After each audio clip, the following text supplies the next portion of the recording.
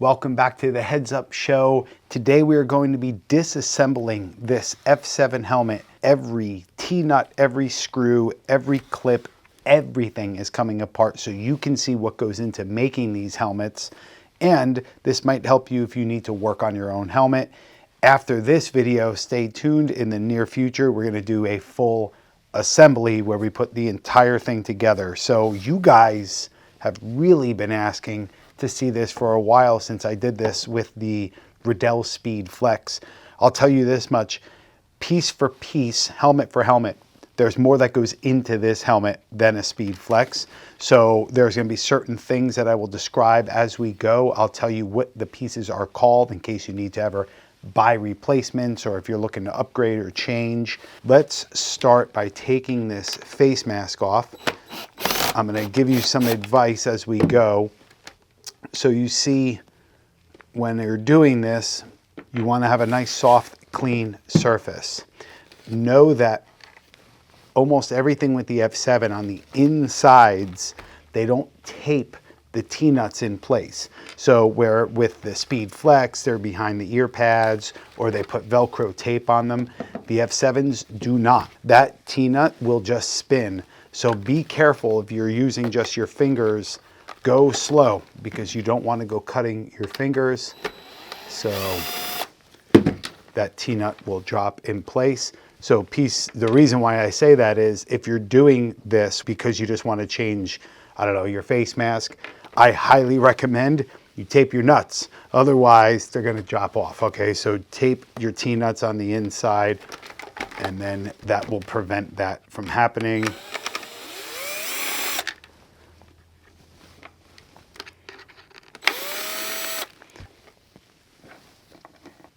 All right, so now the face mask is off.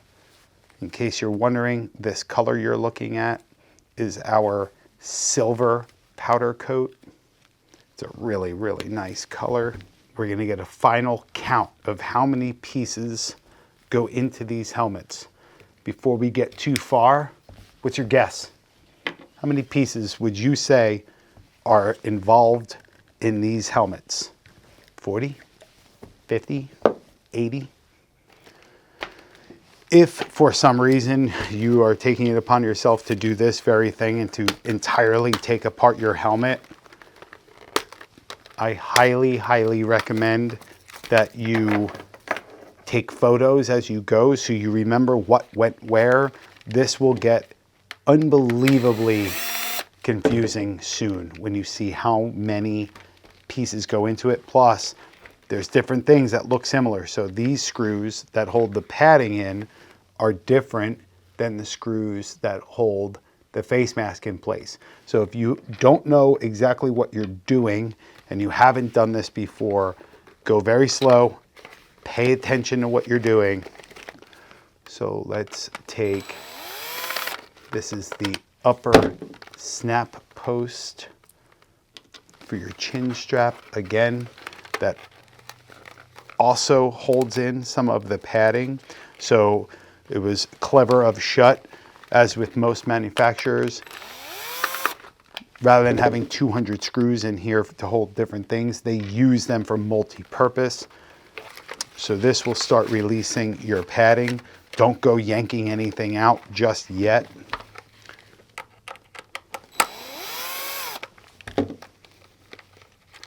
So what I'm taking off right now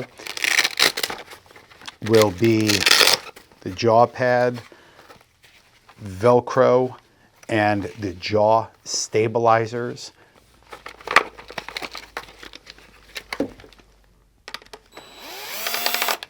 Okay, this is the lower snap post for your chin strap. These have little black washers.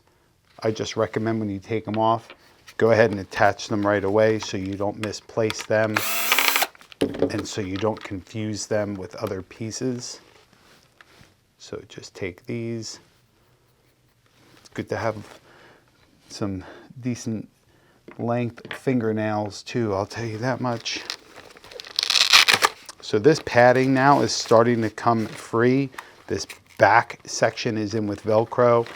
These pads are inflatable, so you'll see the inflation points are starting to show themselves.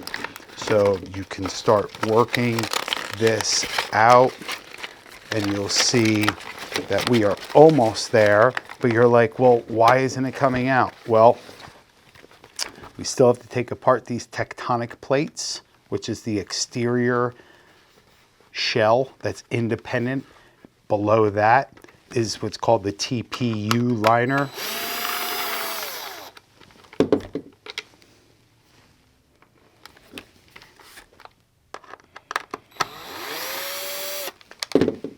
Now, these screws, again, they are their own thing as well. These now come out, so there you go. Now here's your TPU liner.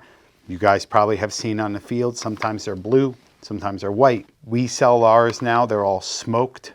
They have this little washer in here. The smoked, I think, was a good move because it's just a little bit more neutral. So now, if you pull your padding out, again, here's that T-nut. So just be careful. And you can see in here, now this padding has come free. This T-nut is integrated in with the padding, so you should be okay. That should not come out. Now, if you need to, you can separate this so you can replace this if something happens. You can wash this because these can get pretty funky. Then these even come apart. All right, so again, this Sure Fit liner, this is the inflatable portion of your padding, and it's independent from this extra layer of cushioning. Okay, all of this comes out. All of this comes apart. Now, this washer can pull out of this bladder, which you see in here. You can just yank it apart. Now, I'm not going to do it because it's quite honestly difficult to get back in, but this is 1, 2, 3, 4, 5, 6 pieces right here. We have the rear tectonic plate, the rear TPU liner. Okay, we're getting there. Now, you'll see these pieces where the Velcro is, these are a little bit trickier. Now, under these Schutt and F7 decals, if you carefully remove them, you'll see some screws. These screws now come out. Yet another set of screws. And you'll see a lot of times on the field, guys just take these off and they show the screws because the decals just come off sometimes. These screws now come out. Your jaw pad, jaw stabilizer comes out. The Velcro that goes into holding the jaw pads comes out. Repeat that for the other side.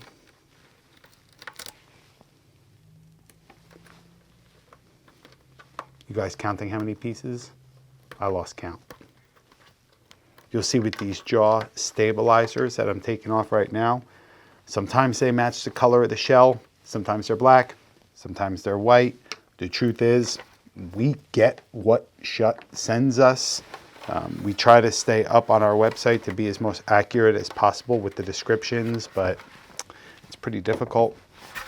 Now this rear bumper, without any of the screws holding onto it, just pops right off.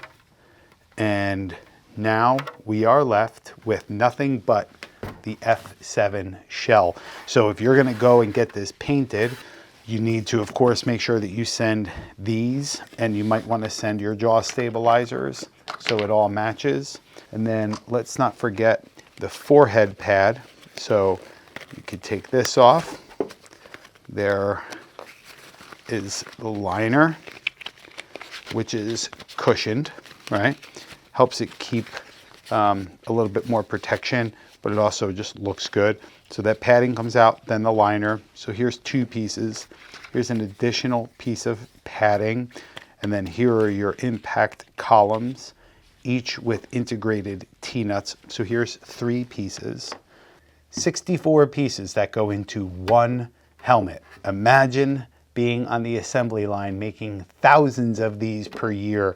And by the way, these are built by hand. So man, you know, this is just to show you a little bit for fun on how to completely break down your Schutt F7 VTD helmet if you're so inclined. It's the same for youth and adult.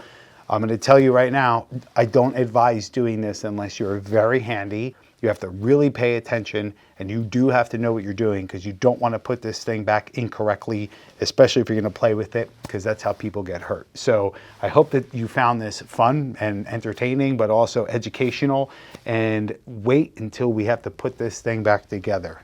Man, if there's more things like this you want to see, name the helmet, name the style, and I will take them apart and show you everything that goes into it. I appreciate you sticking around, and until next time, cheers.